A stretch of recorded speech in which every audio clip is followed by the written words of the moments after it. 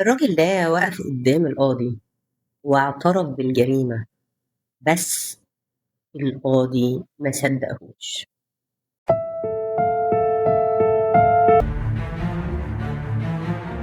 أبيترانا بلد صغيرة بجنوب إيطاليا، 7000 واحد ساكن، الكل كان عارف بعضه، مفيش أسرار بتستخبى في البلد دي. وفي البلد دي كانت عايشة سارة 15 سنة، كانت بتدرس في معهد للسياحة والفنادق، وكان عندها مذكرات بتكتب فيها كل حاجة بتحس بيها. أبوها وأخوها كلاوديو كانوا شغالين في ميلانو، أغلب حياتها كانت مقضياها مع أمها اللي بترعى والدها المسن، وكانت متعودة تروح بيت خالتها اللي بيبعد حوالي 8 دقايق مشي من بيتها. خالتها كان عندها بنت اسمها سابرينا، أكبر من سارة ب7 سنين، فاتحة كوافير للتجميل في بيتها، وسارة كانت بتشوفها زي أختها الكبيرة. علاقتهم كانت ماشية عادية جدا لحد ما ظهر شاب اسمه إيفانو روسو. إيفانو شاب عمره 26 سنة بيشتغل شيف طباخ يعني. اتعرف على سابرينا وسارة. سابرينا كانت مهووسة بيه جدا لدرجة إنها بعتت له أكتر من 4500 رسالة خلال أشهر قليلة، رسائل كلها حب وغرام، وكانت بتناديه بالإله إيفانو. البلد كلها كانت عارفة إن سابرينا مهووسة بيه، وعلى الرغم من إنهم هما الاتنين قامت بينهم علاقة عابرة لمرة واحدة، إلا إن إيمانه تراجع بعدها ورفض الدخول في علاقة عاطفية جادة، وقال لها علنا كده وبوضوح إنهم هيكونوا أصدقاء. الرفض ده بقى خلى سابرينا تحس بالإهانة، وحجمها صغر وسط أصحابها، بعد طبعًا ما كانت قاعدة تبعت رسايل غرامية، آلاف الرسايل.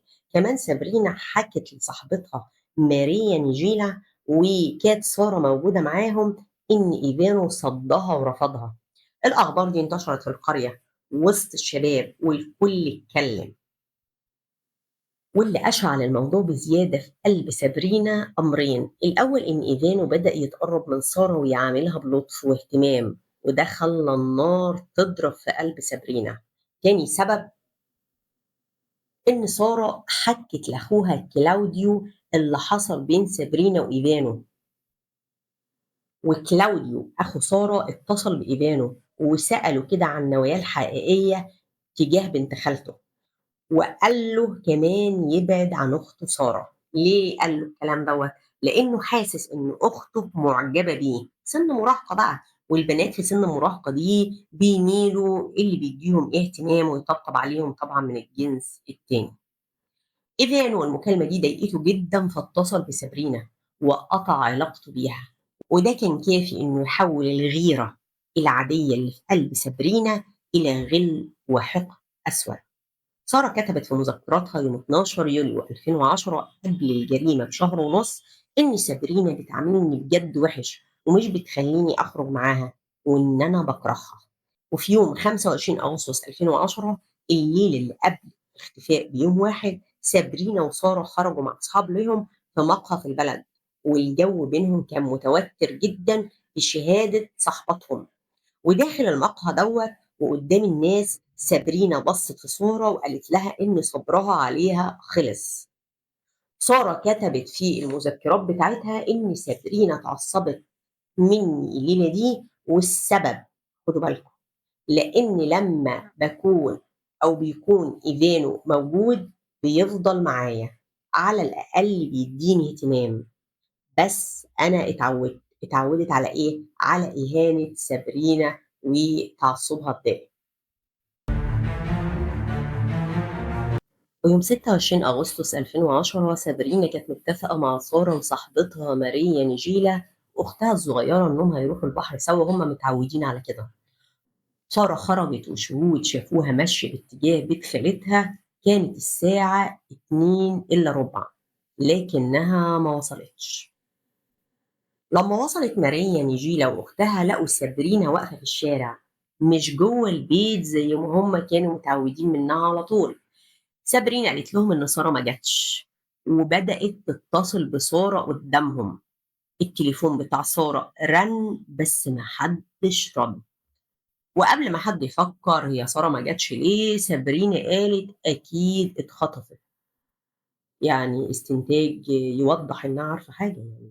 بعدين سابرينا وماريا راحوا بيت سارة يسألوا عنها، أبو سارة قال لهم إنها خرجت من بدري، ولمّا عدّى أو وصلت الساعة كانت حوالي 15:15، أم سارة وخالتها اللي هي أم سابرينا وسابرينا راحوا قسم الشرطة يبلّغوا. وجوّه القسم خالة سارة اللي اسمها كوزيما قالت بغضب وحقد لأختها: "الليلة دي لو رجعت لازم تدّيها صفعة، تضربها يعني بالقلم، لإن عملتها كبيرة جدًا." الأم حسّت بالحقد والغضب اللي جوّه أختها تجاه بنتها، اللي المفروض تكون ساعتها خالتها قلقانة وخايفة عليها، بس الأم ساعتها كانت ساكتة، لإن هي خايفة على بنتها، فدماغها ما جابش الحوار ده غير بعد كده. البلاغ الرسمي اتكتب الساعة 17:15 عن غياب سارة.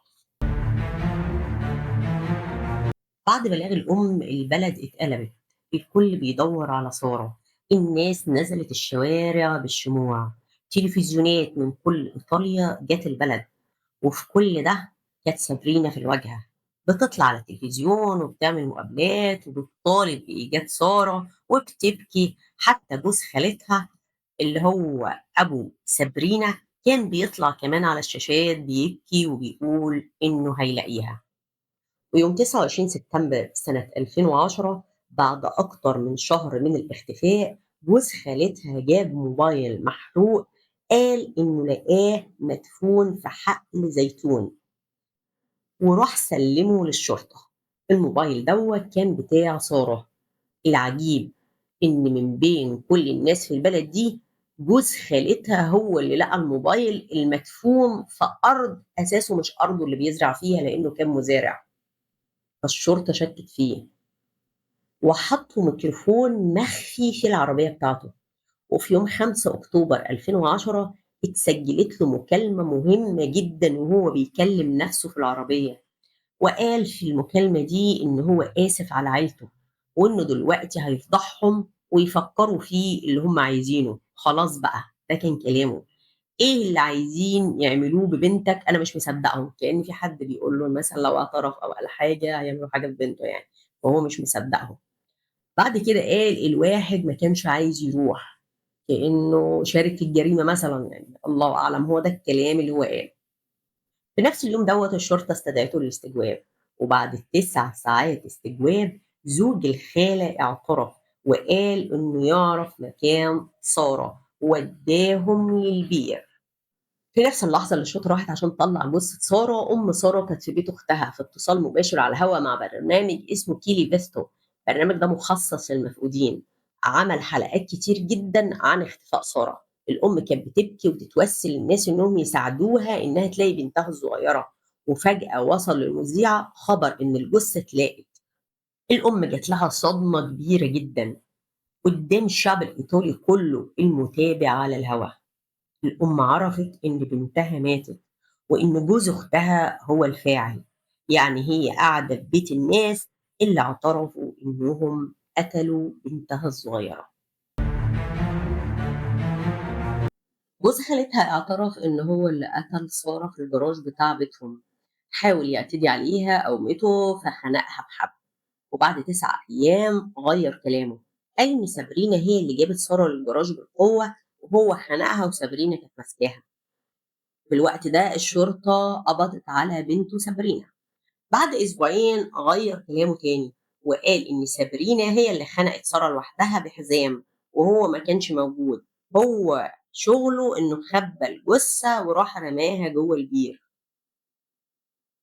خدوا بالكم 3 روايات في أقل من شهر، نفس الراجل على نفس الجريمة. ليه ما حدش صدّقه؟ جوز خالتها قال إنه اعتدى عليها، لكن الطب الشرعي ما وجدش أي آثار للاعتداء. كمان جوز خالتها قالوا إن خنقها بحبل، لكن الطب الشرعي لقى أثر في رقبة سارة عرضه 2.5 سنتي، وده أثر حزام مش حبل، زي الحزام كده اللي بيتربط بيه على الشنط الناس المسافرة. كمان لما الطبيب الشرعي ادى لجوز خالتها وشاح ملفوف عشان يمثل ازاي خنق سارة، اتلخبط وما كانش عارف أصلًا يحط الوشاح صح على الرقبة، والدكتور هو اللي ساعده وقال له يعمل إيه. كمان الطب الشرعي أثبت حاجة إن ما فيش على جسم سارة أي أثر مقاومة، يعني سارة اتخنقت وما قاومتش، يعني حد كان ماسكها وحد تاني خنقها. صحيح ما كانش في أي آثار على جثمان سارة، يعني ما فيش أي أدلة تبين أي بصمات لشخص تاني على جسمها، لأن الجثة بتاعتها اتوجدت أو فضلت 42 يوم في مَيّة البير. أدلة الاتهام بقى اللي المحكمة وجهتها لسابرينا وأمها، يعني خالة سارة وبنت خالتها. سابرينا قالت إنها ما كانتش مع سارة وقت الجريمة، لكن سجلات الموبايل بتاعة سارة قالت حاجة تانية. التتبع بتاع التليفونات أثبت إن موبايل سارة في اللحظة اللي كانت سابرينا واقفة في الشارع لما جت صاحبتها ماريا نجيلة ولقيتها واقفة في الشارع، قالت لها إن سارة لسه ما جاتش. لو تفتكروا إنها رنت على سارة أو على تليفون سارة ادى جرس ومفيش حد رن، وجدوا إن موبايل سارة لحظتها كان موجود في الجراج بتاع بيت سابرينا. كمان سابرينا بعد ما سارة اختفت بعتت رسايل لسارة وعملت مكالمات من موبايل سارة بعد وفاتها لموبايلها وبعتت رسايل، وده طبعا دليل ضدها. وفي نفس الوقت دوّة الخالة اللي هي أم سابرينا كانت بتقول إنها ما كانتش في الجراج يوم الجريمة، ما دخلتوش خالص، لكن الشرطة أثبتت إن موبايل الخالة عمل مكالمة من الجراج في نفس وقت اللي حصل فيه الجريمة، وتم القبض على خالة سارة في الوقت ده. كمان في اليوم التالي للجريمة على طول سجلات الموبايل أثبتت إن سابرينا وكوزيما اللي هي الخالة وبنتها راحوا المنطقة اللي فيها البير اللي اترمت فيه جثة سارة. تعالوا نشوف الشاهد المهم اللي شاف حدث مهم جدًا ويغيّر كلامه بعد كده. الشاهد الحقيقي كان بائع زهور اسمه جوفاني، راح أدلى بشهادته، قال إن هو كان سايق العربية بتاعته اللي هو بيوزّع فيها الزهور على القرية. شاف مين وهو ماشي؟ شاف كوزيما اللي هي خالة سارة واقفة جنب عربيتها، وقال نوع العربية أوبل أسترا رمادية زرقا، وقال اللون بدقة. بتقول لسارة بنبرة تهديد اطلعي جوه العربية. سارة كانت مضطربة وباين عليها الخوف، وجوه العربية في الكرسي الخلفي شاف شبح واحدة شعرها ملموم لورا، ودي نفس لمة شعر بنت خالتها سابرينا. سارة دخلت العربية من الباب الخلفي، والست اللي جوه دي لما شافت بائع الزهور طقطقت راسها لتحت كأنها يعني مش عايزاه يتعرف عليها. كوزيما عملت كل ده ومش واخدة بالها إن جوفاني واقف بعربيته بيتفرج، اتفاجئت بيه إن هو واقف بالشكل ده. الست اتصدمت وبصّت له كأن الإنسان لمّا بيتصدم بيفتح عينيه كده خضّة يعني بيفتح عينيه أو عينيه بتوسع مرّة واحدة. الشهادة بتاعته كانت دقيقة جدًا، لإنه جاب ماركة العربية ولونها وقال الباب الخلفي وقال على سابرينا اللي شعرها مرفوع هو ما عرفهاش تحديدًا ولكن قال إن شاف كده إن من ورا الإزاز إن واحدة شعرها رافعاه لفوق، وشاف طبعًا نظرة الصدمة بتاعة الخالة. لكن بقى الظهور ده رجع تاني وقال ده كان حلم. المحكمة طبعًا ما صدقتوش، واتحكم عليه بسنتين لإنه كذب على النيابة. ما فيش حلم طبعًا بيجيب كل التفاصيل اللي هو قالها دي بالدقة دي. يا ترى بقى فين إيفانو من كل ده؟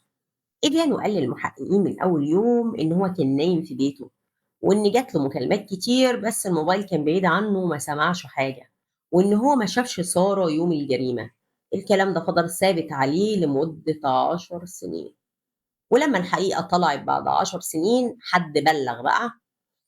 إيفانو يوم الجريمة خرج من البيت الساعة 2:10، كان رايح يشتري سجاير.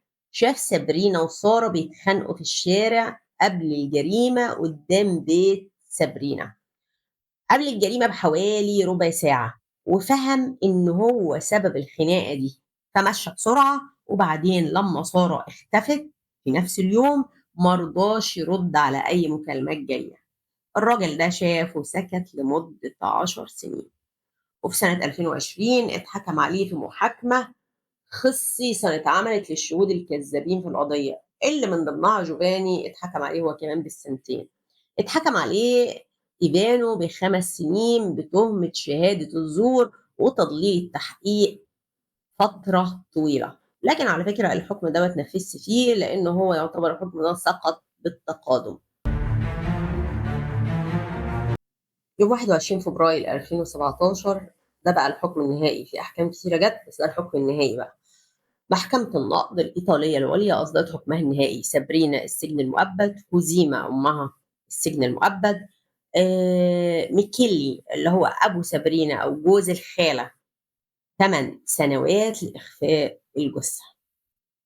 في المحكمة أم سارة قالت عن أختها وبنتها إنهم غدروا بيها وقتلوا بنتها، ولسه بيقولوا لحد النهارده إنهم يعني بريئين من التهم دي. في النهاية سارة ماتت، والد سارة كان متعود يقف في البلكونة وهي خارجة لو هو موجود في البيت يودعها ويقول لها ما تتأخريش، لكن اليوم دوت هو صحيح كان موجود بس ما عملش كده، وعاش ندمان لحد النهارده إنه ما طلعش يسلم عليها من البلكونة زي ما كان متعود. وقال إزاي كنا هنشك في قرايبنا اللي كانت بنتنا بتروح لهم دوما. أم سارة قالت عن أختها إنها كانت واثقة فيها جدًا، وسلِّمت لها بنتها وكانت مستأمناها عليها، وجوّه بيتها قتلوها من غير رحمة، وقالت إن أختها وبنتها لو اعترفوا ممكن في يوم من الأيام تسامحهم، لكنهم طبعًا لحد النهارده لسه بيقولوا إنهم بريئين من التهمة دي. كلاوديو أخو سارة رجع لعمله في ميلانو وكمل دراسته في دراسة الهندسة، ويوم الحكم النهائي وقف وقال في المحكمة: سارة خدت حقها، إيطاليا فعلا فيها عدالة. كوزيما اللي هي الخالة كان عندها حقد قديم على أختها، ولكن يعني كانت شايفة التنافس بين سابرينا بنتها وسارة امتداد لخلاف قديم بينها وبين أختها. يعني في النهاية سارة دفعت تمن خلاف ما كانش ليها فيه. في النهاية ما فيش جرح بيوجع غير الجرح اللي بيجي من الأهل، اللي المفروض بيبقوا حماية وأمان للإنسان. والسؤال: يا ترى ليه كوزيما اللي هي الخالة ساعدت بنتها في القتل؟ هل هي غريزة الأمومة ولا ده الحقد الدفين اللي جوه نفسها؟ في انتظار آرائكم في التعليقات. كانت معكم دعاء، أشوفكم على خير إن شاء الله.